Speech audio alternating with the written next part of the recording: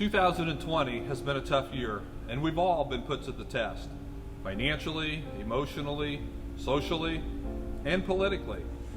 But we've been here before. As a nation, we've persevered through dark times in our past, through wars, through depressions, and through the discouragement that life sometimes can bring. But we've come through the storms stronger. We've been encouraged in the midst of discouragement, and we see hope in the face of hopelessness. At Green Cover Seed, we believe this hope and encouragement that we have, both individually and as a country, stems from the faith that this country was founded upon.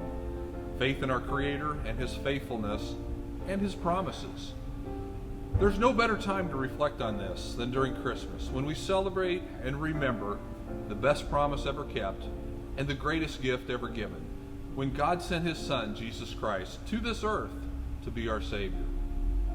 So during this season, we at Green Cover Seed encourage you to remember and reflect. When you're discouraged, remember the patience of Zacharias. When you're scared, remember the courage of young Mary.